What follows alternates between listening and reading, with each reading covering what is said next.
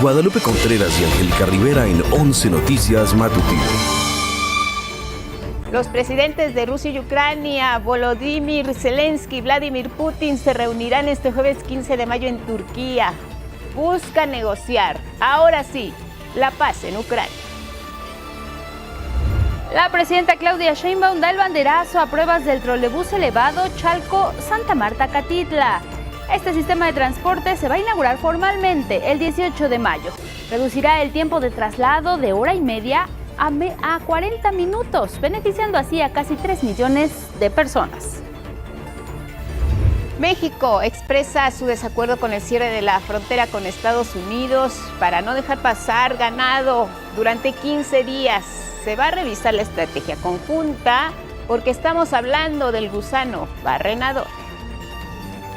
Firman convenio de colaboración el Instituto Nacional Electoral, el Instituto Politécnico Nacional y la Universidad Autónoma Metropolitana para la producción de la tinta indeleble que se va a usar en los procesos electorales de nuestro país este año. Tan solo en la próxima elección judicial se van a utilizar 180,000 envases de esta tinta. En el mundo, India y Pakistán mantienen un cese el fuego que fue mediado por el presidente de Estados Unidos, Donald Trump, luego de varios bombardeos y ataques entre ambos países. Y en la cultura, anuncia el gobierno de México una inversión de más de 260 millones de pesos para la renovación de los estudios Churubusco. Busca modernizar foros, bodegas, salas de postproducción, entre otros espacios y también equipos.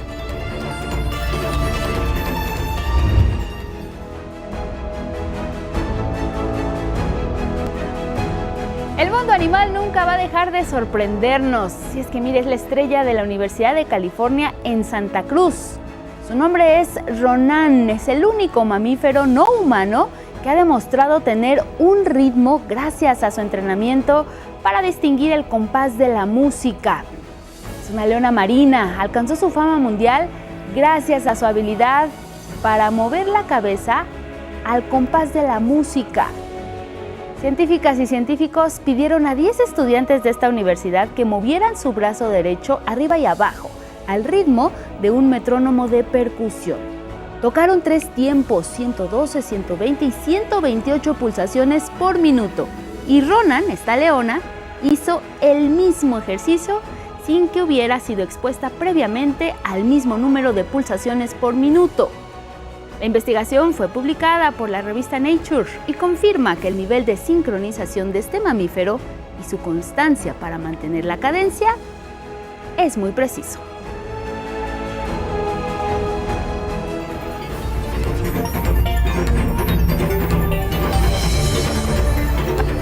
Con estas imágenes iniciamos la semana. Gracias por estar con nosotros este lunes. Mañana fresca en la Ciudad de México. Elvira Angélica Rivera. Así es, Guadalupe. Muy buenos días. Lunes 12 de mayo. Bienvenidas y bienvenidos. Compártenos lo que decías de Rona. Si Rona tendrá más ritmo que nosotros los humanos o que algunos de ellos, pues estará por verse. Genial como pareja de baile. Así es. Todas queremos bailar con Rona. Pues vámonos directo con la información porque ya lo sabe, lo más relevante aquí en nuestra pantalla. Buenos días. ¿Cómo estás? Jimena Raya junto con Lía Vadillo alternan en la interpretación en lengua de señas mexicana. Gracias por vernos y seguirnos en las redes.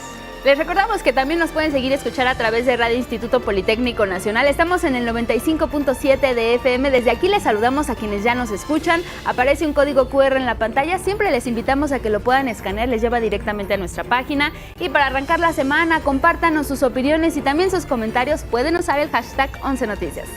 Vámonos directo a revisar la información porque miren, es una semana crucial para el conflicto en Ucrania. Son ya 3 años de este enfrentamiento constante, de la mediación que se ha buscado por todos los frentes para que se termine esta guerra entre Rusia y Ucrania. Hay 2 figuras fundamentales en este diálogo abierto. El jueves, Vladimir Putin y Volodymyr Zelensky, los presidentes de Rusia y de Ucrania respectivamente, celebrarán un encuentro fundamental, negociaciones directas cara a cara, el próximo 15 de mayo. La sede es Estambul, en Turquía. Se busca encontrar una salida pacífica al conflicto después, sí, de más de 3 años de guerra. Durante una comparecencia en el Kremlin, transmitida en directo por la televisión local, Putin fue muy claro. Ofrecemos a las autoridades de Kiev reanudar las negociaciones que ellas interrumpieron a finales de 2022, reanudar negociaciones directas. Además, subrayo sin ningún tipo de condiciones previas. Propongo comenzar sin demora ya el próximo jueves 15 de mayo en Estambul, donde se llevaron a cabo anteriormente y donde fueron interrumpidas. Y agregó, estamos decididos a negociaciones serias con Ucrania. Su sentido radica en eliminar las causas originales del conflicto, lograr una paz duradera y sólida a largo plazo. Y adelantó Vladimir Putin que entrará en contacto en breve con el presidente turco Recep Tayyip Erdogan para que facilite la celebración de dichas conversaciones, lo cual ya fue aceptado por Turquía. Sin embargo, no dio respuesta a la propuesta de tregua de 30 días que le plantearon en Kiev los líderes de Alemania, de Francia, de Reino Unido y Polonia, que trataron por teléfono esta iniciativa con el presidente de Estados Unidos, Donald Trump, figura también importante en este diálogo por la paz. Y por supuesto que la respuesta de Ucrania a un acuerdo de paz pues no se hizo esperar. El presidente Volodymyr Zelensky aceptó esta propuesta de Rusia de reunirse el próximo jueves en Estambul, Turquía. El presidente de Rusia, Vladimir Putin, convocó al de Ucrania, Volodymyr Zelensky, a reunirse este 15 de mayo en Estambul, Turquía, para negociar el fin de la guerra. Zelensky aceptó. Estaré en Turquía este jueves 15 de mayo y espero que esta vez Putin no busque excusas para no ir. Estamos listos para poner fin a la guerra. Y pidió a Moscú un cese al fuego por 30 días. Un alto el fuego completo e incondicional, lo suficientemente largo como para sentar las bases necesarias para la diplomacia. Podría acercar mucho la paz. El presidente de Estados Unidos, Donald Trump, llamó a Putin y a Zelensky a iniciar negociaciones directas. En el Vaticano, el Papa León XIV demandó una paz justa y duradera en Ucrania. Residentes de Ucrania y Rusia ansían la paz. Creo que debemos prepararnos para una lucha prolongada, sea cual sea su forma. Guerra de información, guerra militar a gran escala o guerra limitada. No creo que debamos relajarnos. Me gustarían pláticas directas entre Rusia y Ucrania, porque todos desean la paz y existen oportunidades para lograrla. 11 Noticias, Federico Campbell Peña. Vamos con información nacional de la Ciudad de México en particular, porque miren, este domingo fue de gran actividad, tanto en la ciudad como en el Estado de México. La presidenta Claudia Sheinbaum dio el banderazo de salida a las pruebas del trolebús elevado. Es un medio de transporte que va a cortar distancias importantes. Ya no se va a trazar tanto para ir a su trabajo o a otro destino. Esto será entre el municipio de Chalco y el pueblo de Santa Marta, Catitla, aquí en la Ciudad de México. Les contamos más detalles. Es una obra innovadora. No hay ninguna obra como esta en ningún lugar del mundo. Es decir, es un segundo piso donde no van vehículos, van trolebuses. Es una obra sustentable porque los trolebuses son eléctricos, no contaminan y además pues es muy rápida. Se inaugura el 18 de mayo, es decir, hoy empiezan las pruebas y se inaugura el 18 de mayo. Así, la presidenta Claudia Sheinbaum Pardo dio el banderazo este domingo a las pruebas de la línea 11 del trolebús elevado que correrá de Chalco en el Estado de México a Santa Marta, Catitla en la Ciudad de México. Constará de 15 estaciones y traerá consigo justicia y movilidad para millones de personas que viven en el oriente de la ciudad y del Estado de México. Es muy importante para el oriente de la zona metropolitana del Valle de México, donde viven cerca de 10 millones de personas. No había un transporte como este y ahora pues va a tenerlo. Y como decíamos en la ciudad, el mejor transporte para el que menos tiene. Es la traducción de por el bien de todos, primero los pobres. La expectativa es que tengamos de inicio 120,000 personas usuarias.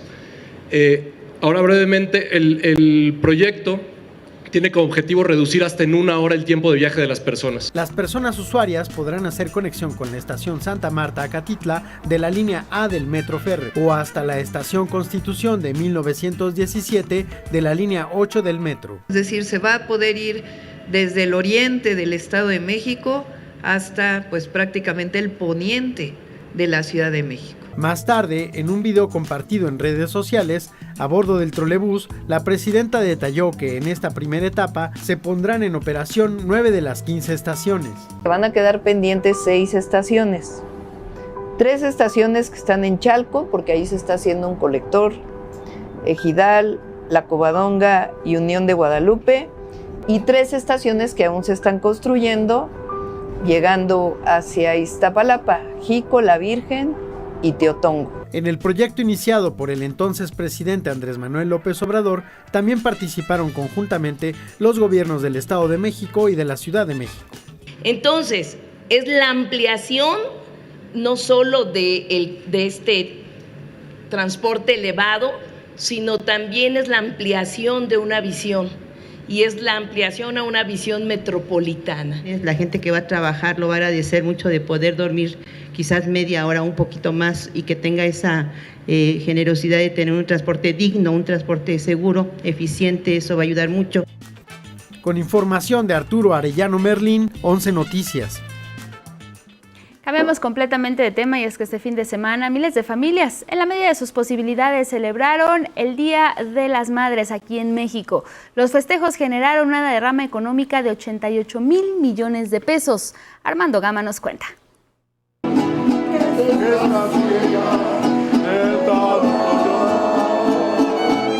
Emotivo homenaje a ese hermoso cariño dador de vida, apapachadas, con música, flores, comida y sobre todo en familia, así celebró México este 10 de mayo, el Día de las Madres.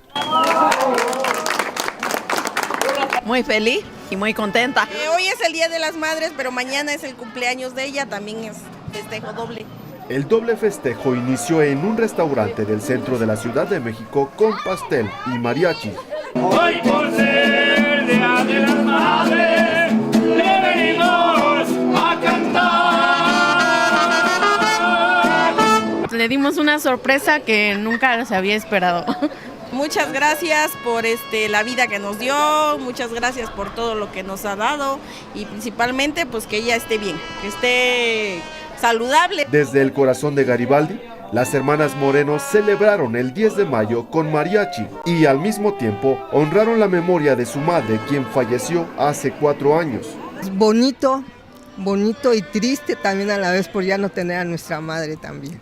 Pero bonito y en compañía de toda la familia y la verdad pues hay que aprovecharlo al máximo. Venimos de dejar a mi madre más que nada, entonces, ¿qué le puedo decir? Es un pilar muy grande, que la verdad, pero bendita sea porque nos dejó como hermanos la unión. La verdad es que la unión tanto como hombres como mujeres y aquí estamos por ella. Este sábado, los restaurantes capitalinos lucieron abarrotados porque mamá no cocinó en casa. ¿Cómo la va a pasar hoy? Muy bien, sin hacer comida. Hoy no trabajamos. La Secretaría de Desarrollo Económico de la Ciudad de México estimó que los festejos por el Día de las Madres dejaron una derrama económica de 4,560 millones de pesos. A nivel nacional, la Concanaco Servitur proyectó gastos por 88,000 millones de pesos, una cifra récord y 10% superior a la registrada el año pasado.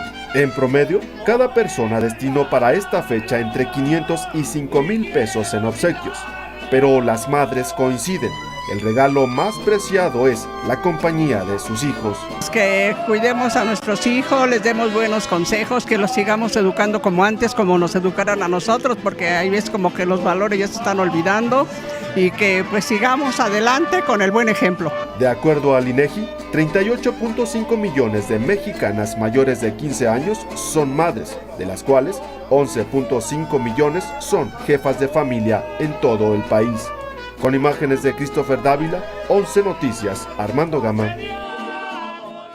Vámonos con otros temas. El secretario de Agricultura y Desarrollo Rural, Julio Verdeguer, confirmó la decisión de Estados Unidos de cerrar la frontera con nuestro país a la importación de ganado mexicano. La medida, detalló, estará vigente por los próximos 15 días mientras se está revisando la estrategia conjunta que ya está en marcha contra este tema del gusano barrenador. Precisó que la Secretaría de Agricultura estadounidense notificó la determinación al gobierno mexicano. En redes sociales, el titular de la Secretaría de Agricultura aseguró que las autoridades de nuestro país no están de acuerdo con el cierre de la frontera al ganado mexicano y confió en que se logre un acuerdo en menos de 2 semanas. Recordemos que previamente el titular del ramo, Julio Verdeguer, viajó a Washington, se reunió con su par estadounidense, analizaron el tema y miren, ahí el titular de la dependencia planteó instalar en Chiapas una planta. Esto con el propósito de producir moscas estériles de gusano barrenador y frenar esta plaga que está afectando al ganado vacuno. En asuntos de seguridad, Jaime Alberto Ballesteros fue designado alcalde interino de Teuchitlán, Jalisco. Esta decisión fue tomada de manera unánime por el Cabildo Municipal, luego de que José Ascensión estuviera como presidente municipal, pues ya fue vinculado a proceso por delincuencia organizada agravada, y es que podría estar relacionado a los hechos ocurridos e investigados en el rancho Izaguirre, allá en Teuchitlán. José Ascensión fue detenido el 3 de mayo por la Fiscalía General de la República y vinculado a proceso este fin de semana, por lo cual hay un nuevo alcalde interino. Vamos con temas como el de Ayotzinapa, donde un tribunal colegiado de apelación confirmó el auto de formal prisión en contra de 3 militares acusados de delitos como delincuencia organizada y desaparición forzada de personas, todos relacionados con la desaparición de los jóvenes normalistas de Ayotzinapa ocurrida en septiembre de 2014. El magistrado Felipe de Jesús Delgadillo Padierna desechó el amparo promovido por el general brigadier José Rodríguez Pérez, el capitán José Martínez Crespo y el sargento Eduardo Mota Esquivel, a quienes se les dictó auto de formal prisión en 2022. El juzgador argumentó que el recurso presentado en línea no cumple con todos los requisitos, entre ellos la firma electrónica del abogado defensor. Sin embargo, de los 3 militares señalados, solo el capitán José Martínez Crespo está recluido en la prisión militar del Campo Militar 1A de la Ciudad de México. Los otros 2 siguen su proceso penal en libertad provisional. Vamos con temas electorales, y es que la consejera presidenta del INE, Guadalupe Tadei, informó que por primera vez el mismo día de la elección se va a iniciar el cómputo distrital y no tendrán que esperar hasta el miércoles siguiente como normalmente se hace en las elecciones del Poder Ejecutivo y Legislativo. La ruta trazada es que por primera vez el Instituto Nacional Electoral iniciará los cómputos una vez cerradas las casillas. En la noche, entre las 11:30 y 11:40 del mismo día de la jornada, habremos de salir a decir qué porcentaje de avance llevamos en el cómputo. No es un PREP, no es un conteo rápido, es un cómputo definitivo, el que por primera vez el INE inicia el mismo día de la elección, de tal manera que saldremos a decir el avance de los cómputos a nivel distrital. Aclaró que los cómputos distritales tardarán alrededor de 10 días, tiempo en el que se mantendrá al tanto a la población de los avances. Y seguimos con este tema de la elección del próximo 1 de junio, y es que el INE firmó un convenio con el Instituto Politécnico Nacional y con la Universidad Autónoma Metropolitana, la UAM, en su unidad Xochimilco. El IPN se va a encargar de la tinta indeleble que se utilizará en este proceso electoral aquí en México, mientras que la UAM va a certificar que cumpla con los más altos estándares de calidad. Guadalupe Tadei, consejera presidenta del INE, reconoció a Filiberto Vázquez Dávila, inventor de esta tinta indeleble que se utiliza en nuestro país en las elecciones. Desde el proceso electoral federal de 1994, el líquido indeleble ha sido utilizado de manera continua como una medida de seguridad en los comicios. El líquido indeleble que utilizaremos ha sido diseñado, como ya fue aplaudido, por el maestro en ciencias Filiberto Vázquez Dávila, ganador del Premio Nacional de Ciencias y Artes. La consejera presidenta del INE hizo un reconocimiento precisamente, y como escuchábamos, a Filiberto Vázquez Dávila, el inventor de esta tinta indeleble que se utiliza en estas elecciones en nuestro país. Un aplauso de reconocimiento y mucho respeto para el inventor del líquido indeleble que ha sido reconocido.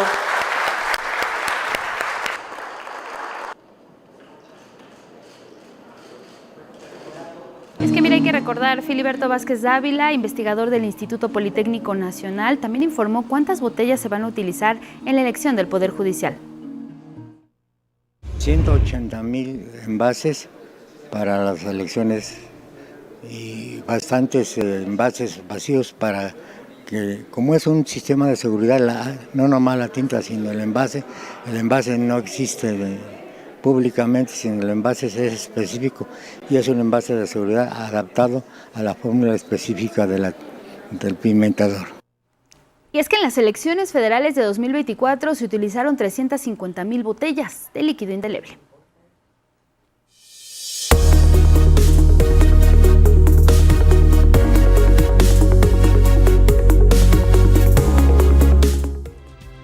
Vámonos a ver nuestro portal y las planas de algunos diarios de circulación nacional. Ya sabe que en nuestro portal encuentra la información puntual, precisa, en la palma de su mano, actualizada minuto a minuto. Si tiene un dispositivo en tiempo real, tiene nuestros espacios informativos, 5 a lo largo de la semana. La información se va actualizando para que la revise, la cheque, la tenga presente. Cualquier duda, mire, por ejemplo, si quiere resaltar algo en particular, este tema de Estados Unidos y México en el ganado, por ejemplo, le da clic y de inmediato lo que hace es desplazarse la información. En este caso presentamos fotografías de lo más reciente del tema. Esta suspensión por 15 días del ganado mexicano no puede cruzar la frontera con Estados Unidos. Está el asunto del gusano barredor, ya hay una mesa de negociación y lo que se espera es que, bueno, se llegue a un acuerdo. Por lo pronto México y Estados Unidos dialogan al respecto. Al regresar vamos a tener una entrevista. Acompáñenos, el tema son monedas conmemorativas. Volvemos.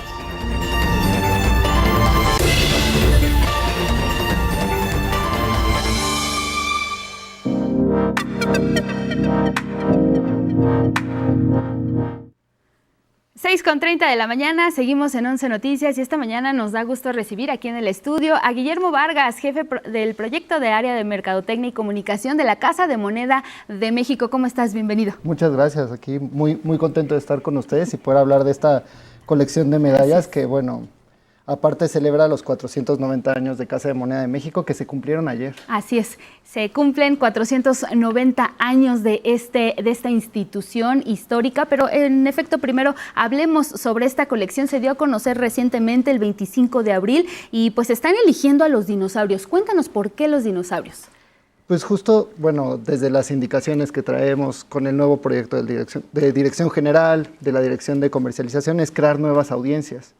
Y por eso pues estamos experimentando atraer a nuevos públicos con colecciones más atractivas que diversifiquen lo que podemos hacer como numismáticamente hablando. Y pues las piezas de los dinosaurios sabemos que ahora sí que tienen fanáticos de 4 en adelante y pues sí, hasta los 50 años son fans. Tenemos nuestro viernes de dinosaurios, ¿eh? Ah, perfecto, no, pues sí. Y de hecho justo para sacar este proyecto algo que estuvo bien interesante fue poder conversar, que el área de diseño y grabado, que es, bueno, reconocida internacionalmente, conversara con los paleontólogos que han ido describiendo y descubriendo estos especímenes. Muy bien. ¿Cuántas monedas se acuñaron y de qué especies de dinosaurios estamos hablando? Miren, aquí nos trajo unas muestras bien interesantes. Así es como las puede encontrar el público. ¿Va al Banco de México? ¿A dónde va? A Casa de Moneda de México. Directamente. Exacto. Hay otros puntos de venta. De hecho, en redes sociales anunciamos cuándo son las fechas de las ventas, así como, bueno, quienes más lo ofrecen. Hay algunos convenios ahí, pero en realidad pues, son piezas de Casa de Moneda de México que sí es independiente al Banco de México. ¿Cuántas se acuñaron y de qué especie de dinosaurios son? Se acuñaron 6 piezas por colección. Se acuñaron las versiones de metales industriales que están aquí, además de la versión en plata, que es una edición muy bella también. Y pues se escogieron los dinosaurios que cubrieran la mayor parte del territorio actual nacional, porque pues bueno, durante la época del Cretácico tardío de la era mesozoica, ya aprendimos. Lenguaje paleontológico, pero ahí está. Mira qué padre se ve. Sí. Estas son las de plata. Así es, así es. Las de plata tienen un acabado de espejo que pues resalta los detalles. Y pues justo durante ese periodo, pues no todo el país estaba, digamos, en la superficie, gran parte estaba hundido. Entonces lo que buscamos fue que cubrieran la mayor parte del territorio nacional. Entonces tenemos la Lavocania anómala, que es de la familia del tiranosaurio Rex por ahí. Y justo ese dinosaurio se descubrió en Baja California, el Coahuilaceratops, que bueno, es una de las investigaciones que han tenido también personas particulares del Museo del Desierto. Los hadrosaurios como el Atirrhinus, el Tlatolophus, el Huehuecanauclus, que pues son dinosaurios que han investigado pues, gente del Instituto de Geología, del INA, el Totolmimus pacardensis. Entonces cubrimos desde, ahora sí, Sonora, Baja California, Michoacán, Coahuila, o sea, como que justamente estamos intentando diversificar, pero aún así, de hecho, en lo que empezamos a trabajar esto, todavía descubrieron 2 especies más. Entonces ya digamos, teníamos contemplados 6 dinosaurios en esta colección de los 12 que había. Ahora ya hay 14 dinosaurios mexicanos. Hay que sacar otras monedas. Ya tenemos ahí como tarea que valorar, porque sí, creo que es una hacer y un saber maravilloso que creo que toda la ciudadanía, todos los mexicanos, todas las mexicanas deberíamos estar realmente orgullosos de pues, saber que hay gente que lo está investigando, que lo está estudiando, o sea, paleontólogos, paleoartistas, gente investigadora, hasta los museos que tenemos, como el Museo del Instituto de Geología, que es aquí en la Santa María de la Ribera y es bellísimo y creo que es un gran espacio que conocer y descubrir. Entre la riqueza de esta colección, bueno, además de que son especies, como nos explicabas, pues descubiertas en México y que acercan a las personas, al público en general, pues a este estudio paleontológico que se hace en nuestro país, también estas monedas nos describen esa especie que está al reverso de la misma, ¿no? Exacto, o sea, cada medalla trae el nombre del espécimen, ahora sí que trae su figura, cómo se imagina que era, su nombre científico, el estado al que pertenece y cómo se representaba su cráneo, de acuerdo a los especialistas. Y de esta manera es como entonces las personas pues se acercan a estas especies que fueron descubiertas en nuestro país y que se sigue trabajando además en el descubrimiento de la historia paleontológica en México, ¿no? Así es, de hecho, bueno, además de ser una pasión que tienen niñas, niños y adultos, creo que algo maravilloso es que pensamos los dinosaurios como algo del pasado, pero creo que realmente entender a los dinosaurios, entender el pasado de nuestro territorio, las transformaciones del planeta Tierra, es algo que es muy relevante para entender nuestro presente, para proyectarnos y hacernos conscientes de que pues, la Tierra es una cosa que está en cambio, que tenemos cierta responsabilidad, que las especies que viven en él son maravillosas y fascinantes y que debemos de procurarlas y cuidarlas también. Entonces como que tiene esos 2 discursos también. Regularmente estas colecciones que saca la Casa de Moneda de México siempre son muy bien recibidas por el público y se agotan casi de forma inmediata. ¿Qué nos puedes decir de esta colección? Salió el 25 de abril, ¿aún hay disponibles o van a sacar más? Sí hay disponibles. De hecho, justo lo que se está haciendo es programar las ventas para hacerlo de manera ágil, para tener mejorada la ciudadanía. Y en ese sentido, pues en nuestras redes es cuando se avisan las siguientes ventas. De hecho, lo que estamos buscando es logísticas o maneras que no haya acaparamiento y pues que pues, haya la posibilidad de que la mayor cantidad de personas puedan adquirirlas, porque pues sabemos que ahora sí que el coleccionismo es algo que también tenemos mucho los mexicanos y mexicanas en cuanto a piezas de numismática, ¿no? Monedas y medallas como estas. ¿Qué precio tienen? ¿Son diferentes las de oro de las de plata o es el mismo precio? Estas dos colecciones que son de metales industriales, que aparte son de reuso, entonces son amigables al medio ambiente, son piezas que cuestan 800 pesos cada set, o sea, las 6 piezas con su coleccionador. La de plata sí tiene un costo de 4,200 y es una colección 999 de plata, tiene las mismas dimensiones, pero pues sí, el tema del material es el que eleva el costo. ¿Cuántas en total se realizaron? De hecho, todavía digamos que sí está proyectado seguir produciendo, entonces digamos que ahorita no te podría decir ya acabó el primer tiraje, sino que siguen produciendo. Ahora, es muy importante la labor que hacen en Casa de Moneda con este tipo de colecciones y qué tanto está permeado el público con realizar este tipo de esquemas, digamos. Hay gente de verdad aficionada, han detectado que hay gente de verdad aficionada a coleccionar este tipo de monedas y las tienen en casa, las van heredando de persona a persona. ¿Cómo es este tema de la colección de monedas? Justo la semana pasada tuvimos un congreso en el Museo Numismático Nacional, que es de Casa de Moneda de México, que les invito a conocer, es bellísimo también.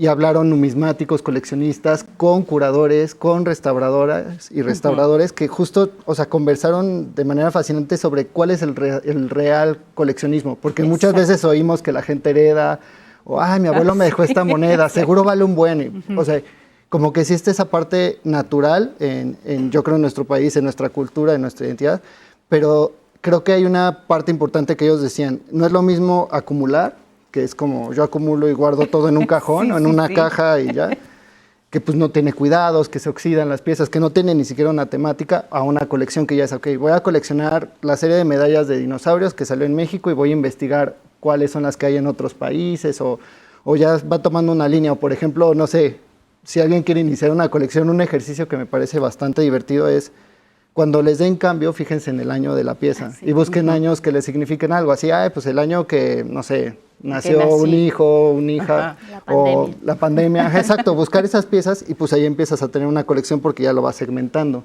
y quizás ya las empiezas a cuidar de cierta manera, ponerlas en un sobrecito de papel o en una miquita de plástico para que no se oxiden. Y creo que ahí también, por ejemplo, hay quienes coleccionan monedas y hay quienes coleccionan medallas, que la diferencia ahí es que las monedas tienen valor facial, o sea, tienen el signo de pesos, tienen un valor de 5, 10, 1, 2, y justo las medallas no tienen ese valor, o sea, las medallas son piezas numismáticas, igual circulares o quizá triangulares, pueden tener más formas, pero pues no necesariamente tienen un valor facial, además de que no tienen el escudo nacional. O sea, justo las monedas en México como característica tienen al anverso, o sea, la parte, digamos, del frente, el escudo nacional. Guillermo, se cumplen 490 años de esta casa pues histórica en nuestro país, la Casa de Moneda de México. Fue la primera en América Latina. Háblanos un poco, decían, a propósito, pues es esta colección. ¿Hacia dónde va la Casa de Moneda en la actualidad? Pues la Casa de Moneda creo que de inicio pues es una de las más importantes del continente y yo diría del mundo. O sea, realmente desde 1535 que se fundó, pues una casa de moneda importante para lo que era en ese entonces la Nueva España, la colonia, y se volvió un punto central en el comercio más adelante. O sea, digamos que para 1600, 1700, la moneda que se producía en este territorio, en el territorio nacional, se distribuía a Asia, a Europa, servía como medio de intercambio, porque pues teníamos el galeón de Manila que iba hacia Filipinas, hacia Japón, y del otro lado pues teníamos las rutas comerciales que iban hacia Europa y hacia otros países. De hecho, hay monedas que se produjeron en México y fueron reselladas en países como Portugal, en Canadá, en Estados Unidos, en partes de Asia, China, Japón, o sea, digamos que tienen una gran trascendencia, y hoy en día Casa de Moneda de México pues sigue revolucionándose, tiene, digamos, una alta calidad. Realmente nuestros diseñadores y grabadores han ganado premios internacionales en varias ocasiones, y aparte pues tenemos, digamos, unos procesos industriales que exigen actualizaciones constantemente, ser mejores, ser más eficientes. Tenemos una planta de tratamiento de agua, que también eso hace que sea más amigable al medio ambiente la producción de piezas. Entonces realmente creo que es una industria viviente. Casa de Moneda de México, si bien es histórica, tiene un gran valor histórico desde 1535 hasta la fecha, creo que hoy en día es una empresa paraestatal, una entidad que pues sigue siendo y buscando estar a la vanguardia de la competencia internacional en producción numismática. ¿Se puede visitar? Se puede visitar el Museo Numismático Nacional aquí en la Ciudad de México, y en la planta de producción hay una zona que bueno está hecha para ventas y como un centro de distribución que pueden entrar y pues ahí les pueden dar la información. Ahora, si yo me compro estas colecciones de monedas, ¿cómo se van valuando con el tiempo? ¿Está calculado ese valor en el tiempo? Digamos que ahí sí es variable porque pues depende de cuántas se producen al final del periodo, ¿no? Ajá. También digamos que algo que influye es la demanda, claramente, como en cualquier cosa comercial. Y pues luego los coleccionistas también como que ellos van señalando, determinando ciertas características, o sea, por ejemplo, el nivel de detalle, el nivel de estado de la pieza, digamos hasta el material. O sea, por ejemplo, si alguien adquiere esta colección y la saca de la cápsula y se le oxida la medalla, no va a valer lo mismo que quien la dejó en la cápsula y se oxidó menos y tiene un menor deterioro. O sea, todo cuenta, incluso la presentación, así como vienen, es como la forma ideal de preservarlas. Sí, realmente sí. De hecho, digamos, este coleccionador tiene el espacio para que pueda sacar las piezas, pero lo ideal es que se mantengan en la cápsula, y creo que eso sí, en general sería como una recomendación para procurar sus medallas. O sea, cualquier producto de Casa de Moneda de México viene en cápsula justo para evitar que pues, lo saquemos y se oxide, ya sea por humedad o hasta, por ejemplo, por por saliva. La saliva en algunos casos, estás hablando, le salpicó la pieza y puede que en un determinado tiempo después se le generen manchas negras. Esta duda me queda Muy porque bien. nos la preguntaron también, sabían que ibas a venir. Hay gente, como decías hace rato, que tiene monedas en casa. ¿Qué hacer con esas monedas? ¿Casa de Moneda las puede recibir o esto es como lo común que vamos a un lugar donde nos compran estas monedas? ¿Qué nos sugieres en ese Generalmente, pues sí, son las casas numismáticas y los coleccionistas quienes las adquieren. Casa de Moneda de México no adquiere esas piezas, realmente pues, generalmente tenemos los procesos de la producción, digamos que se determina una parte para el museo, una parte para su distribución. Ahí también el Banco de México, pues como es quien emite las monedas, determina cómo se va a realizar esa actividad. Por lo mismo, pues Casa de Moneda no las adquiere, pero sí digamos que casas numismáticas cotizan, coleccionistas, ahora sí que en redes sociales pueden investigar ahí. Oye, y para los coleccionistas y bueno, y digamos amateur, por llamarle de alguna forma, que no pudieron acceder, bueno, esta sigue en curso, pero a anteriores colecciones, ¿hay forma de adquirirlas o ya definitivamente ya no? Por ejemplo, las del zoológico de Chapultepec, sí, la del ajolote, la del panda, ¿esas ya están imposibles? En este momento, pues si no se tiene, digamos, instrucción de que se puedan adquirir, esperemos que, digamos, es algo que se pueda hacer más adelante por la demanda y así, claro. Pero digamos que justo lo que podrían hacer es sí, buscarla en este momento solo con los coleccionistas porque pues, si no tenemos a la venta en este momento. Muy bien. Pues qué interesante todo lo que hacen Guillermo en Casa de Moneda. Te invitamos a que vengas en otra ocasión y nos cuentes más acerca de algo distinto a lo que hacen con estas monedas conmemorativas. Bienvenido, muchas gracias por haber estado con nosotros esta mañana. Guillermo Vargas es jefe de proyecto del área de Mercadotecnia y Comunicación de Casa de Moneda. Gracias, Guillermo. Muchas gracias. Muchas gracias a la audiencia Saludos a también. todos en Casa de Moneda. Y vámonos con otros temas, porque miren, hablemos ahora de los avances en materia de derechos humanos que se han visto amenazados por ideas que se consideran por algunos ultraconservadoras y de derecha, que han surgido, como sabemos, en todo el mundo. En México, algunas corrientes ideológicas se han pronunciado en contra del tema del aborto y los derechos de las mujeres a decidir sobre su propio cuerpo, y también ahí está involucrado el tema de la comunidad LGBTQIA+. Este es un trabajo especial de mi compañera Niteja Germán.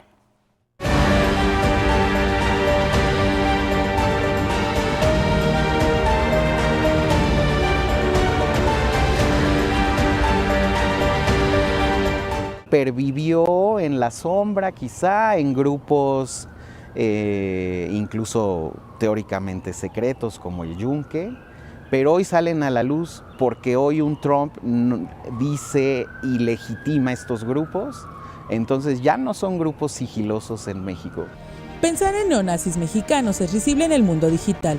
En el país se han realizado bodas donde están presentes las suásticas. O en la oscuridad, en conciertos con temática neonazi, se celebra con el saludo al fascismo.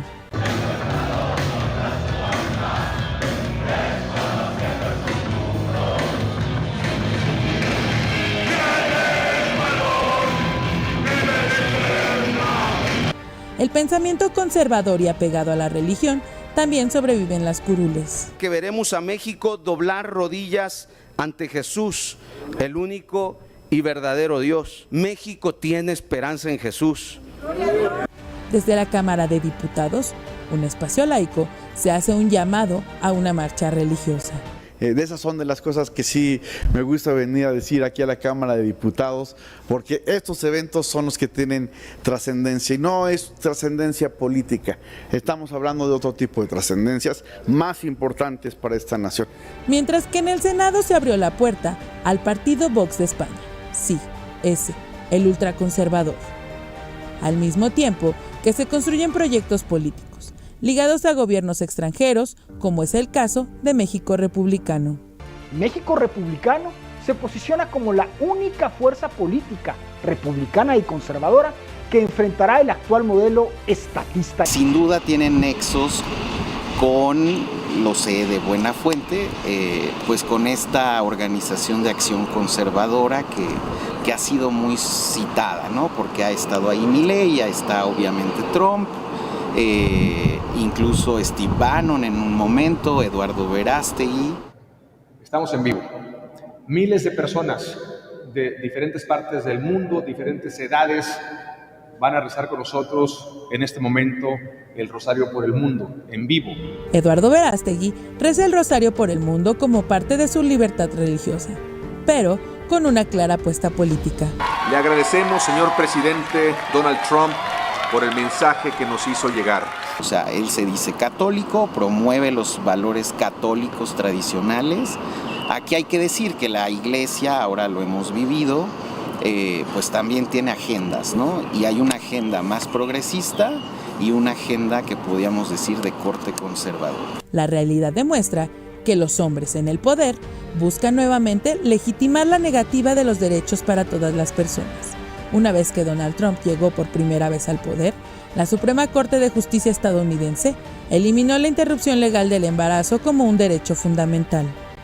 Argentina, con la elección de Milei, es otro ejemplo de las alertas que quizás se encendieron, pero pocas vieron. Pero que es un voto vergonzante porque son como respuestas electorales de descarte. Al no tener otras opciones electorales y políticas que encarnen efectivamente la esperanza y el deseo de la dignidad de la población, el menosprecio de algunos discursos que son muy peligrosos en los contextos en que vivimos. Que las nuevas generaciones quizás no han incorporado la importancia que tiene el paradigma de los derechos humanos. La Ciudad de México marcó el rumbo en el avance de derechos humanos hace 18 años. Se considera que el contexto internacional y los grupos conservadores obligan a mantenerse pendientes todo el tiempo. Sé que en este país todavía no hay condiciones y tenemos que trabajar para que no haya después condiciones para que florezcan estas expresiones totalmente antiderechos o ultraconservadoras.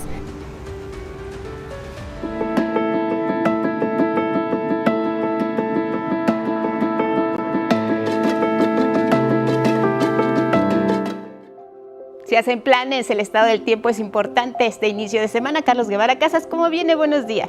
¿Qué tal? Buenos días, Lupita, Angélica. Buenos días también para usted. Es inicio de semana y vamos al pronóstico del tiempo para este lunes. Se espera que un canal de baja presión sobre la mesa del norte y la mesa central, en combinación con el ingreso de humedad del Océano Pacífico y Golfo de México, produzcan lluvias y chubascos en el norte, centro y oriente del país, así como lluvias puntuales fuertes en el sur y sureste del territorio nacional.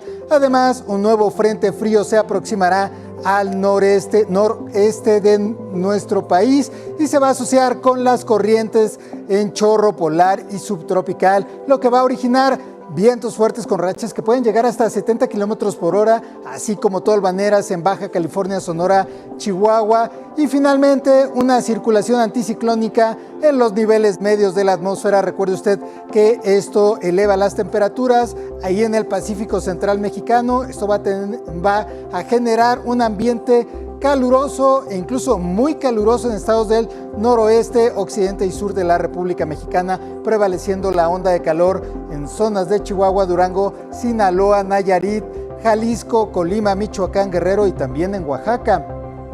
Y ahora vamos al pronóstico por regiones. Iniciamos en el norte de nuestro país, donde se prevé un cielo con nubosidad dispersa durante el día, con lluvias aisladas en Chihuahua y Durango, sin lluvia en el resto de la región.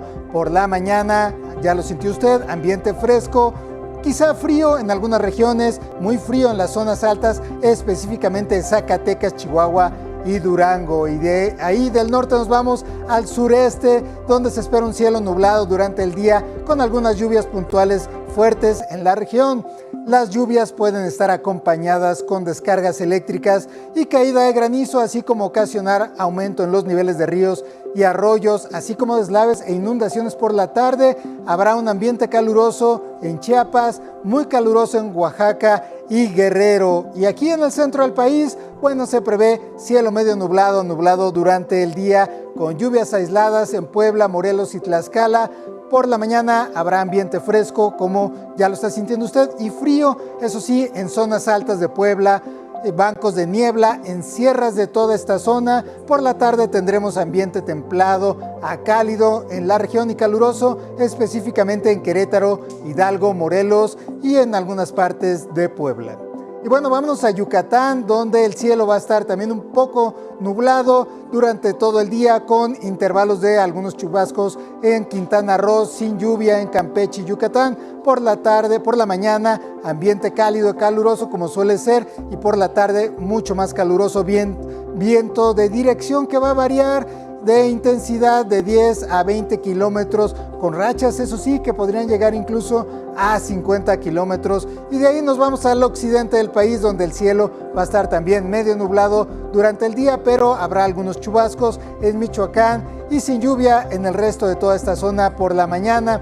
Ambiente fresco con posibles bancos de niebla en las costas de Nayarit y Jalisco. Por la tarde, ambiente caluroso a muy caluroso en toda la zona. Se mantiene esta onda de calor de la que le hablamos, específicamente en Nayarit, Jalisco, Colima y Michoacán. Y terminamos en el noroeste, donde finalmente el cielo también estará ligeramente nublado durante todo el día, sin lluvia en toda esta zona. Por la mañana tendremos ambiente fresco, un poco templado y algunos bancos de niebla en la costa que da al Pacífico de la península. Por la tarde, un ambiente caluroso a muy caluroso. Y bueno, esta fue la información del estado del tiempo. Que pase usted un cálido día sin importar el clima.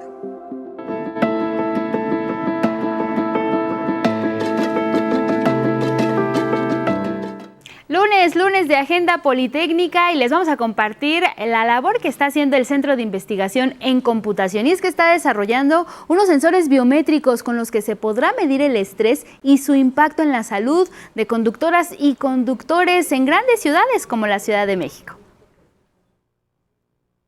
Hola, ¿qué tal? Esto es Agenda Politécnica y hoy hablaremos de unos sensores biométricos para medir el nivel de estrés de los automovilistas, que mediante algoritmos de inteligencia artificial desarrollados aquí en el Centro de Investigación en Computación buscan mejorar la educación vial en zonas urbanas. Veamos en qué consiste este proyecto. El intenso tránsito vehicular y el consecuente estrés que genera en los automovilistas son elementos inherentes a las grandes ciudades. Para entender exactamente cómo influye este estrés en los accidentes y coadyuvar a evitarlos, en el Centro de Investigación en Computación se desarrollaron unos sensores biométricos. Estamos midiendo electrocardiografía, electroencefalografía, sudor en el cuerpo, de tal forma que todos estos elementos en conjunto con estar revisando la dinámica vehicular, nos brinden esos factores, esos componentes que tiene la conducción del vehículo junto con el conductor, para determinar esos parámetros que puedan incidir en su forma de conducir el vehículo. Los datos que recopilan esos sensores se envían a unas computadoras instaladas en un auto que también está equipado con cámaras. Tenemos computadoras incorporadas dentro del automóvil que están recolectando, en el caso de biométricos, pero también tenemos cámaras que están registrando las expresiones faciales del conductor, de tal forma que se enriquece el número de elementos que nos permiten estar identificando qué es lo que le está ocurriendo al conductor en determinados momentos. Toda esa información se analiza mediante algoritmos de inteligencia artificial. Y hacemos las comparaciones empleando la inteligencia artificial para poder definir estilos de conducción que vayan principalmente encaminados a tratar de resolver no solamente el estrés, sino por qué causas las personas pudieran estar teniendo accidentes derivados del estrés en la conducción de vehículos. La información obtenida se utilizará para abordar de manera integral temas como la seguridad vial, la eficiencia del transporte público y privado, la educación vial, el impacto en la salud de los usuarios y el diseño de infraestructura adecuada. Podríamos estar colocando semáforos inteligentes para poder hacer que el tránsito en esa vía sea fluido y que eso reduzca la cantidad de estrés y a su vez reduzca la probabilidad de siniestros. La investigación aún está en fase preliminar. Es todo en Agenda Politécnica con imágenes de Cristian Meléndez y Eduardo Zamudio. Hasta la próxima. Vámonos con el tema del Foro China Comunidad de Estados Latinoamericanos y Caribeños. Se la cumple 10 años en este periodo. Ya la plataforma ha fortalecido la cooperación birregional por medio de iniciativas de colaboración en distintos ámbitos. Hablamos de infraestructura, transporte, erradicación de la pobreza, entre muchos otros. Se busca renovar este plan de acción para los próximos 2 años. Mañana martes se va a realizar en Beijing la 4ª reunión ministerial. Al foro se tiene prevista la participación de los presidentes de Brasil, Luis Ignacio Lula da Silva, de Colombia, Gustavo Petro. También estará el presidente de Chile, Gabriel Boric, así como una veintena de cancilleres de la región. A México, por parte de México, va a acudir el secretario de Relaciones Exteriores, Juan Ramón de la Fuente, quien también sostendrá una reunión bilateral con su homólogo del Ministerio de Relaciones Exteriores de China, Wang Yi. Asuntos migratorios. Desde que se puso en marcha el programa México Te Abraza, más de 38,000 paisanas y paisanos han sido recibidos aquí en México, esto tras ser repatriados desde Estados Unidos. Y es que las autoridades de nuestro país explicaron que en los 10 centros de atención que se instalaron en los estados fronterizos se ha asistido a más de 14,305 paisanas y paisanos, a quienes se han brindado más de 129,000 servicios de diferente tipo. La secretaria de Gobernación, Rosa Isela Rodríguez, quien encabeza este programa, señaló que a más de 9,300 personas se les ha entregado una tarjeta de bienestar paisano. Tiene 2,000 pesos, esto para sus gastos de traslado a sus comunidades de origen, y también se les ha incorporado programas sociales de bienestar.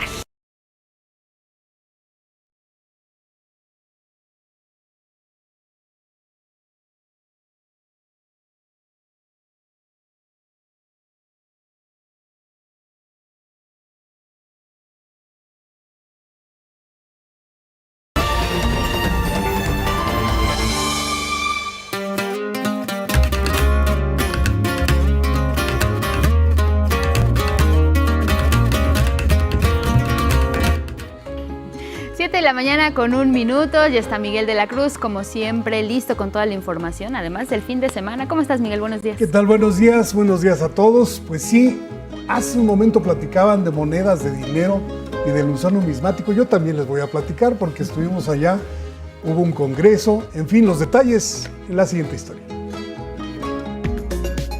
Sobre la calle de República de Bolivia, en un edificio del centro histórico que data del siglo XVII, se resguarda la historia del dinero en México. Es el Museo Numismático Nacional. Este museo se inauguró desde el 2015. De hecho, aquí anteriormente fue Casa de Moneda de México, fue la 4ª sede, y aquí convivió una fábrica de 1848 hasta 1992. Los tesoros de 492 años de la Casa de Moneda están aquí, como la primera moneda de México que data de 1536 llamada Carlos y Juana. Entonces tenemos la historia por vitrinas en una galería numismática que nos cuenta la historia de este país a través de las monedas, desde 1535, 36 hasta la fecha, hasta el siglo XXI. Dentro de las actividades de este museo se llevó a cabo un congreso durante 2 días con la participación de especialistas que trataron temas como la restauración de colecciones numismáticas. Son bienes muy especializados, son bienes que son irrepetibles muchas veces, hay monedas que ya solo hay una de cada una, y bueno, es también muy común en el gremio numismático que se hagan experimentaciones, ¿no?, con estas monedas. Sin embargo, si no se conoce qué se está haciendo, puede arruinarse este bien. Entre la información necesaria para la conservación adecuada de colecciones numismáticas, se habló del manejo y deterioro. Cuando se acuñan monedas, se acuñan en serie, pero todas esas piezas cuentan historias diferentes porque llegan a manos distintas. El dinero, un bien común en mayor o menor cantidad en manos de todos, al paso del tiempo, después de haber ostentado valor práctico, adquiere valor histórico al ser confiable confidente de la memoria. De ahí la importancia de su conservación óptima. En breve, el Museo Numismático Nacional dispondrá de la memoria del Congreso. 11 Noticias, Miguel de la Cruz. Bueno, vámonos al libro del día. Se presenta hoy, se trata de El silencio del gato de Alberto Ruiz Sánchez, editado por ERA. Se presentará en la librería Gandhi de Miguel Ángel de Quevedo a las 19 horas. Este libro en voz de su autor. Es la continuación de mi libro sobre las jacarandas. O sea, finalmente es volver a poner una atención sostenida sobre lo que nos rodea, ¿no? La enorme cantidad de libros que hay sobre gatos, tanto de estudios como de novelas, cuentos, poemas, es que está vivo el misterio del gato.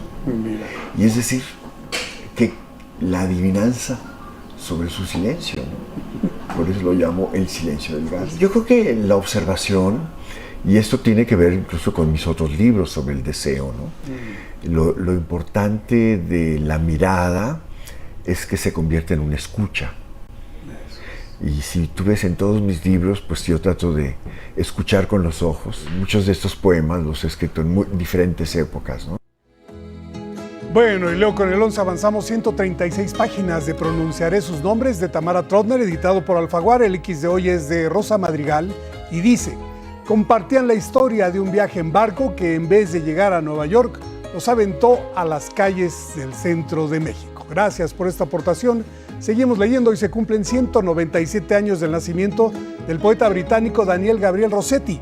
En su honor, el poema del día, El corazón de la noche, que en alguna parte dice que cuando la paz se reúna con la furia, el trabajo se recupere y la voluntad resurja, esta alma tal vez vea tu rostro. Quien lo solicite lo comparto completo por X, @Miguel D, solo la D, LA Cruz. Hasta aquí Cultura. Buenos días. Oye, Miguel, estuviste ahí en el Museo Numismático Nacional, 490 años de que se cumple, el aniversario que se cumple de este lugar, albergó en su momento a la Casa de Moneda de México. Sí. ¿Qué ambiente se respira? Y tú ahí estuviste, Miguel. Bueno, fíjate lo que le comentaba el director, que un museo sobre el dinero está rodeado de una zona de ferviente comercio. Así Y es una convivencia pues que llama mucho a la curiosidad, porque llegas entre vendedores, entre voces de comerciantes, y adentro está la materia prima de todos, que es el dinero. Entonces, pues quien guste, la calle de República de Bolivia, dése una vuelta, ahí está la historia del país a través de las monedas sí, y de los sobre todo, billetes. ¿no? Y además de estos lugares, de estos sitios en donde se fabricaban, cómo se fundían, porque antes pues era más tradicional este procedimiento, ahora ya la industrialización pues alcanzó, pero ahí están todavía ciertas herramientas y maquinaria que se usaba para las antiguas monedas. Sí, eso parece, de pronto parece intacto, pero es pues el arte de la museografía. Sí, ahí así está es. para todo público. Pues muy bien, Miguel, muchísimas gracias. Te vemos mañana. Nos vemos mañana. Vámonos con más información. Para impulsar el desarrollo del cine mexicano, los estudios Churubusco van a ser renovados completamente. El objetivo es que sean la punta de lanza para la filmación de películas de calidad con impacto mundial. Les contamos más. Cámara. Corre. Acción.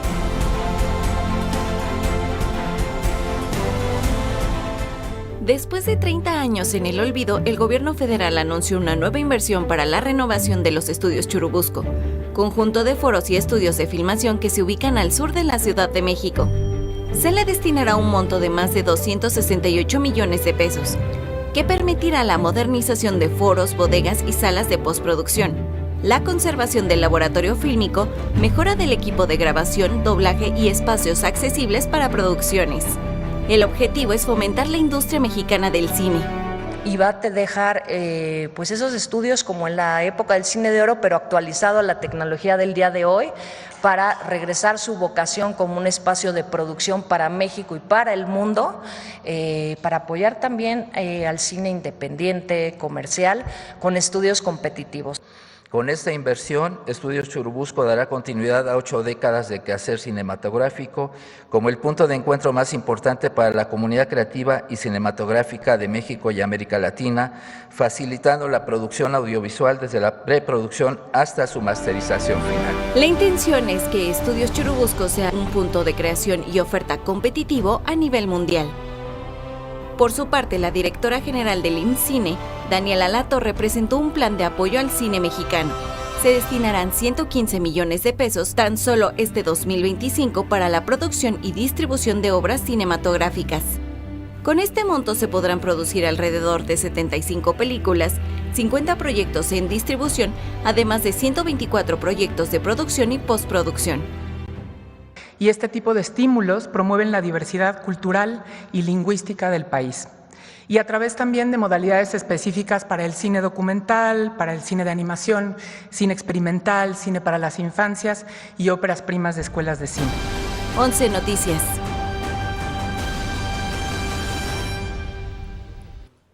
Bueno, vámonos con otros temas y vamos con asuntos de salud. Y es que miren, el 10 de mayo se celebró a las mamás en su día, pero también ese 10 de mayo se conmemora el Día Mundial del Lupus.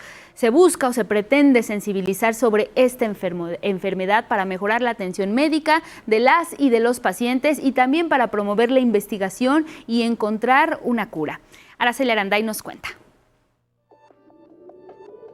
La fatiga extrema, pérdida de cabello, dificultad para concentrarse son solo algunos síntomas primarios de la enfermedad de lupus. El lupus es una enfermedad autoinmune, de hecho es el prototipo de las enfermedades autoinmunes. Es una entidad en la cual el cuerpo reconoce como extraño al cuerpo y particularmente esta enfermedad se caracteriza porque puede afectar realmente a cualquier parte del cuerpo. Este padecimiento afecta a órganos como las articulaciones, la piel, el corazón, los pulmones, los riñones y el sistema nervioso. Hoy en día, si hablamos de mortalidad, potencialmente esta mortalidad podría estar más relacionada a pacientes con complicaciones renales y hoy en día podría estar relacionada más o menos como al 20-25% de mortalidad. En el mundo, se estima que 5 millones de personas padecen esta enfermedad autoinmune. Una enfermedad autoinmune es una enfermedad en la cual nuestras defensas reconocen a nuestro cuerpo como extraño. En México se estima que unas 25,000 personas padecen lupus. 9 de cada 10 son mujeres. Las cuestiones hormonales son sumamente importantes, por ese motivo es que esta entidad es más frecuente en el género femenino. El papel de los estrógenos juega un papel muy importante en la inmunidad en pacientes ya genéticamente susceptibles. Para tratar el lupus, enfermedad incurable, se cuenta con diversos fármacos. Actualmente, todas las líneas de tratamiento que yo indiqué ahorita, glucocorticoides, inmunosupresores y terapias biológicas, están accesibles para el sector salud de algunas instituciones. Se recomienda consultar con un reumatólogo certificado si presenta dolor articular, rigidez o alteración cutánea y evitar automedicarse. Existen fármacos milagro por ahí circulando que tienen medicamentos no lícitos y que aunque los pacientes potencialmente puedan sentir un beneficio inicial transitorio, potencialmente pueden ocasionarle efectos secundarios complicados. El 10 de mayo se conmemora el Día Mundial del Lupus. 11 Noticias, Araceli Aranday.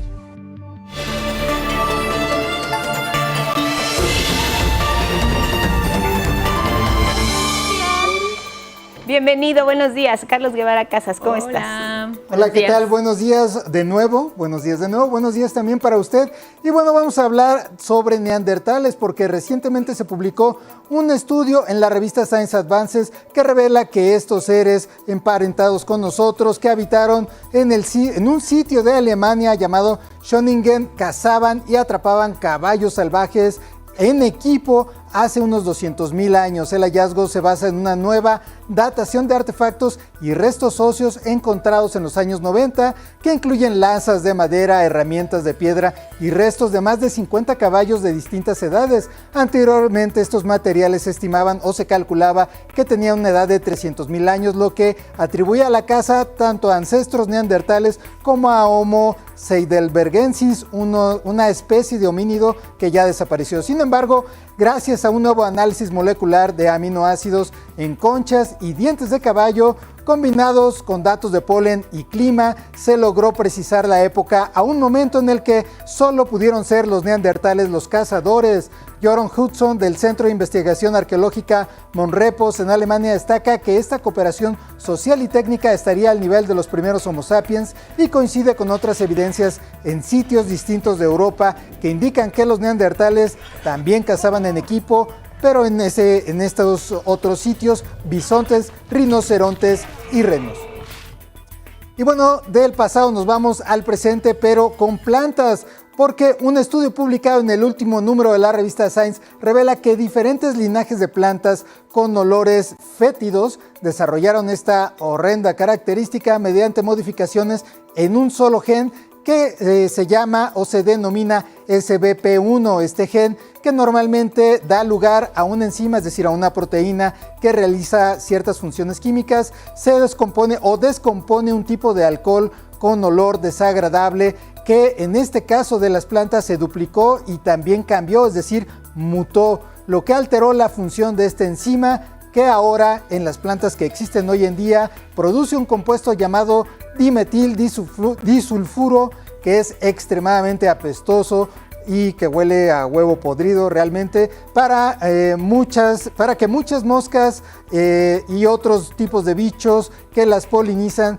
parece que les encanta y se acercan. Y bueno, esta característica al parecer ocurrió, y esta es otra parte importante de esta noticia, ocurrió en 3 grupos de plantas diferentes sin parentesco entre ellas, incluyendo un tipo de jengibre y una col que se consume en Japón.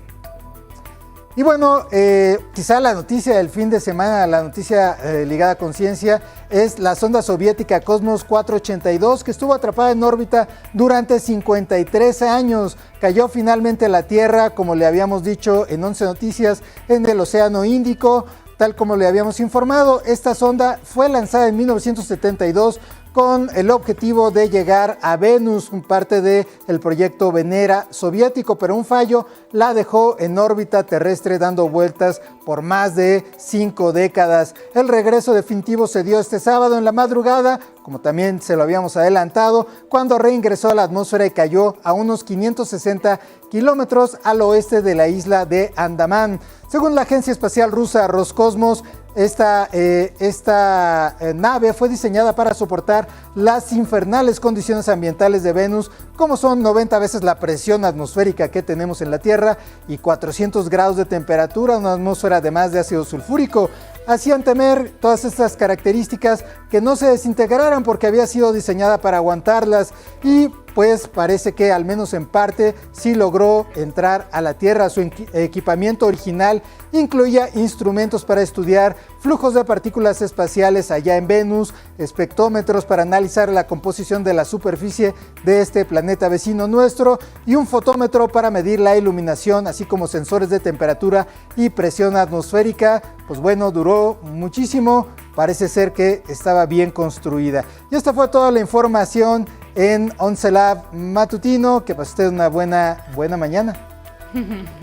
Sonda soviética Cosmos, o sea, realmente, como dices, estaba súper bien hecha porque resistió tanto tiempo fuera de nuestra órbita. La verdad es que en esa época todas las cosas, hasta las lavadoras, se hacían creo que un poco mejor, pero en el caso de esta sonda en particular estaba diseñada para soportar condiciones extremas de reingreso, sobre todo de caer. Es esta que está. Normalmente de muchas sondas se construyen 2, una como modelo para saber, ahora ya no porque se pueden modelar en computadora, es menor, pero antiguamente, hace no mucho, se construían 2 versiones, una que era como una especie de maqueta para que pudieran estudiarla en caso de fallo aquí en la Tierra y poder enviar señales o tratar de repararla en el espacio.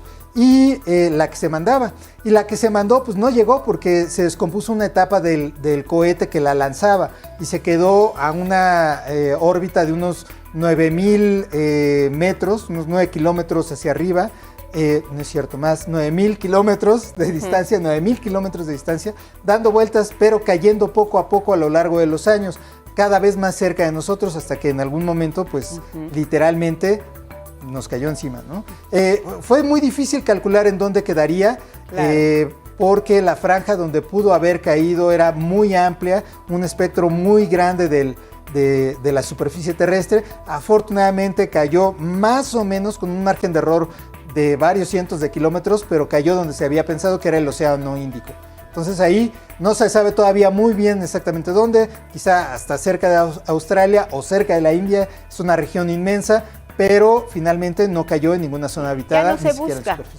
A ver si la encuentran y en cuántos pedazos quedó, ¿no? De hecho se sabía que estaban o podrían ser funcionales los paracaídas que incluía para el momento en que iba a caer en Venus, 50 años antes, ¿no? Parece que se abrieron por algunas fotos que tomó un astrónomo en Holanda, pero no está claro que al final dónde cayó.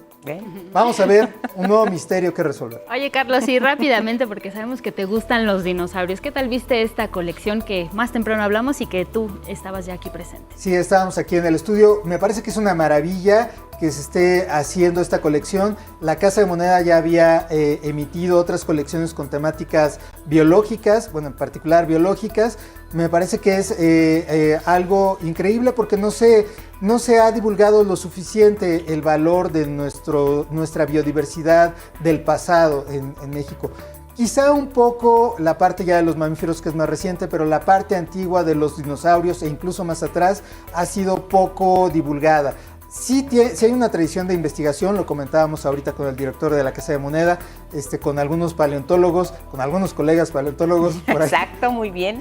Con algunos paleontólogos que conocemos, que incluso hemos trabajado con ellos aquí en 11 Noticias, pero no ha sido lo suficiente, ¿no? Entonces es un esfuerzo importante. El Museo del Desierto, que estuvo también presente hace poco aquí en la Ciudad de México, es una gran oportunidad para acercarse a conocer uno de los grupos de seres vivos más interesantes que podemos encontrar y que estuvieron aquí en México. Hay muchísimos ejemplares. Busquen su moneda o su medalla si pueden y tienen la oportunidad. Muy bien. Carlos, muchísimas gracias. Nos esperamos pronto con los dinosaurios. Gracias, entonces. Claro que sí. Ahora jueves sorpresas de dinosaurios. Habrá jueves de dinosaurios, parece ser. Se extinguió el viernes de dinosaurios. Gracias, Carlos. Nos vemos mañana. Nos vamos a enlazar ahora con José Navarro, periodista de la Deutsche Welle. Tiene información sobre el acuerdo de 90 días entre China y Estados Unidos, que si bien ha mostrado reacciones positivas, el sector farmacéutico europeo se encuentra en números rojos. Nos hablará también de lo que está ocurriendo, tregua entre Rusia y Ucrania, fin de la guerra, y Donald Trump en el Medio Oriente. ¿Cómo estás? Cuéntanos adelante qué está pasando, José. Buenas tardes en Europa. Hola, ¿qué tal? Muy buenas tardes desde Frankfurt. Pues sí, sorpresa entre los inversores internacionales al ver los resultados de esas primeras negociaciones en Suiza entre Estados Unidos y China. Los inversores no esperaban que los resultados o el primer contacto entre ambas partes diese este resultado, un anuncio de una pausa de 90 días en esos altos aranceles que se habían anunciado, de modo que productos chinos al entrar en Estados Unidos se enfrentarán a un arancel del 30% frente al 145% que estaba en vigor todavía, y los productos estadounidenses en China se enfrentarán ahora a un arancel del 10% frente al 125% que había hasta ahora. Hay que decir que el acuerdo entraría en vigor el próximo 14 de mayo, pero las bolsas ya lo están festejando y se espera que Wall Street abra este lunes en positivo. Mientras esperamos la apertura de Wall Street aquí en Europa, también las bolsas mayoritariamente están subiendo, y de hecho aquí en Alemania el índice DAX 40 de referencia ha alcanzado el nuevo récord de los 23.800 puntos.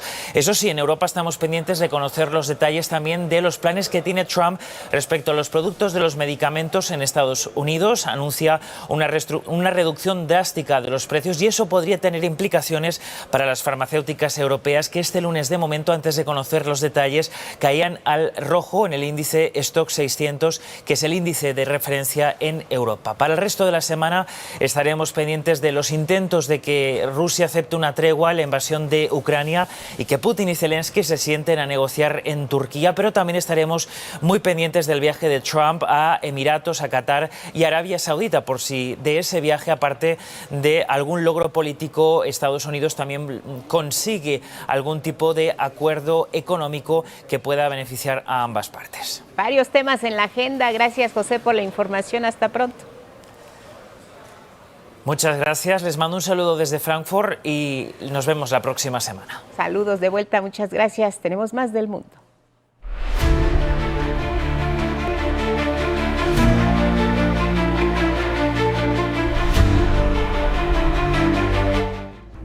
Así es, seguimos con información internacional y nos vamos a Estados Unidos, y es que allí se dio un hecho sin precedentes. El mandatario Donald Trump persiste con su plan de sacar a las personas migrantes sin documentación de su país, y ahora amenazó a quienes no se autodeporten con ser encarcelados, sufrirán castigos financieros y se les van a confiscar sus propiedades. Es lo que dijo. Los inmigrantes ilegales que permanezcan en Estados Unidos enfrentan castigos que incluyen largas penas de prisión, fuertes sanciones económicas, confiscación de todos sus bienes, embargos de salarios, encarcelamiento y deportación repentina en el lugar y forma que decidamos. Y es que Donald Trump firmó la orden ejecutiva para estimular este programa de autodeportación mediante la aplicación de CBP Home para que las personas migrantes escojan un vuelo de avión a sus países de origen. A pesar de la política migratoria que ha implementado el gobierno de Donald Trump, en la entrevista con 11 Noticias, el académico David Hayes Bautista de la Universidad de California nos habla de la importancia en la economía de Estados Unidos. La historia. Las estadísticas demuestran que la aportación de los latinos a la economía estadounidense es vital. El Producto Interno Bruto generado por la fuerza laboral latina, la mayoría de origen mexicano, suma al año más de 4,000 millones de dólares, cifra que rebasa las economías de India, Gran Bretaña o Francia. Mantiene su potencial a pesar de crisis económicas. Pero el PIB latino es muy resiliente. Lo notamos. Dos retos en el siglo XXI. La gran recesión de 2007, cuando se decayó casi todo alrededor del mundo, es cuando vemos por vez primera acelerarse el PIB latino. Y de la pandemia de COVID, cuando la población latina resultó ser el segmento de la población más afectado. La tasa de mortalidad entre los latinos fue alta porque son trabajadores esenciales que tienen amplia participación en los sectores de la salud, agricultura, empresas, servicios y comercio. Perdimos 180,000 trabajadores latinos debido al COVID. Esta situación no impactará el crecimiento del PIB a largo plazo, sostiene el académico David Hayes Bautista de la Universidad de California en entrevista con 11 Noticias. Refiere que se mantiene alta la tasa de nacimiento. En 1980 había en Estados Unidos 14 millones de latinos, ahora son 65 millones, se calcula que en 2060 serán 98 millones de personas. Desde 1940 a 2015, los latinos hemos tenido la más alta tasa de participación en la fuerza laboral que cualquier otro grupo. Hay crecimiento en la fuerza laboral latina, mientras que la fuerza laboral de los anglosajones va en descenso, mueren más que nacen.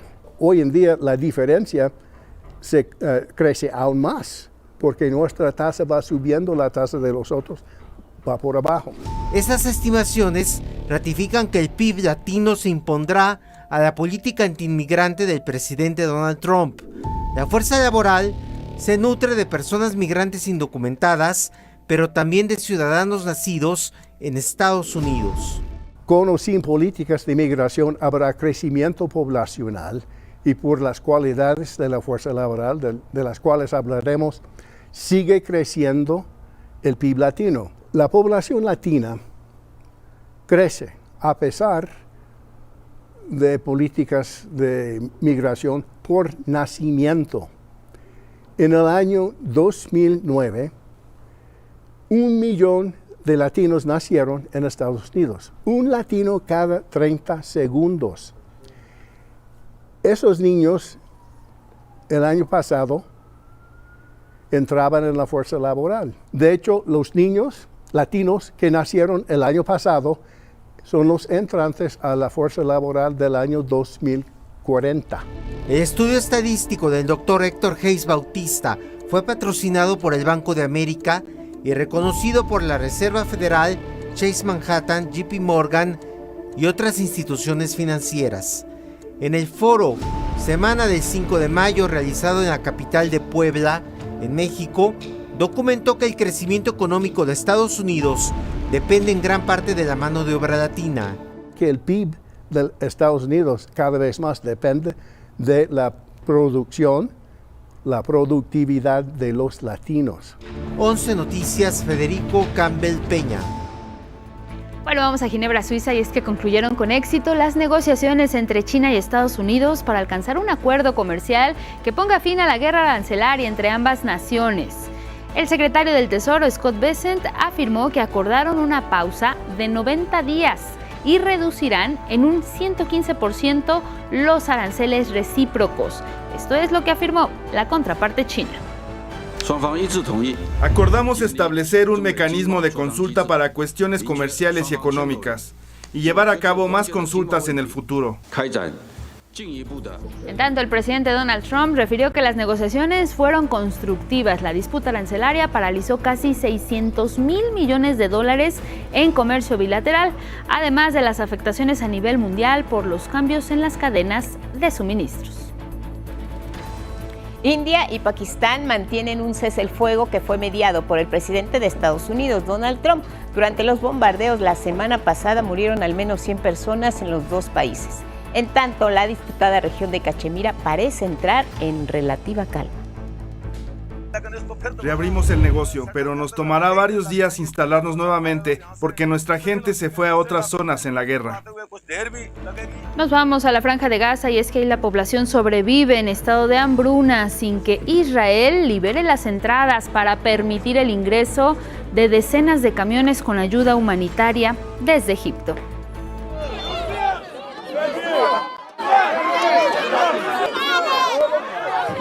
En otro bombardeo este domingo fallecieron 13 personas palestinas.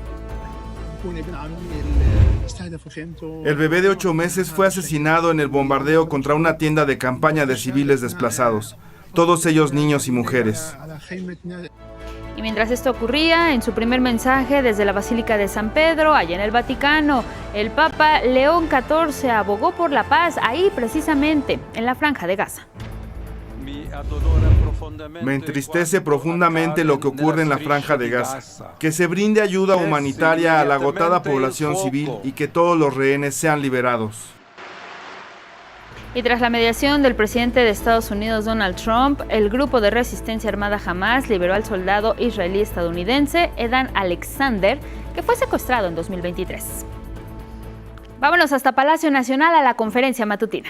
Regresamos al estudio de 11 Noticias y es que algo que no se nos puede pasar, Guadalupe y toda la audiencia que nos observa, pues es este concierto masivo que hubo en el Zócalo capitalino a propósito del Día de las Madres. ¿Tú tuviste oportunidad de seguir la transmisión? Sí, encantada, feliz, cantando como mucha gente, más de 100,000 personas en el Zócalo capitalino, todo un éxito, la voz de Lupita D'Alessio, la leona dormida rugió ese 10 de mayo para todas las mamás.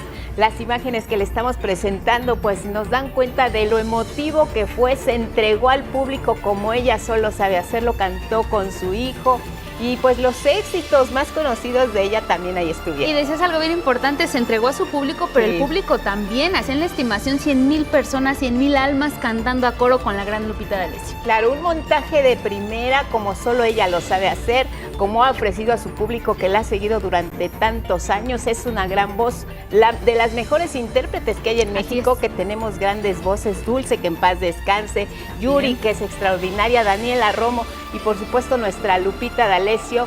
La verdad, qué regalazo para las mamás que pudieron estar ahí, yo lo seguí en redes y me emocioné, no, de verdad espectacular, qué padre. Qué padre para quienes lo siguieron y ustedes pues también que lo hayan seguido a través de nuestra señal. Gracias por habernos acompañado, que tengan un excelente inicio de semana. Buenos días.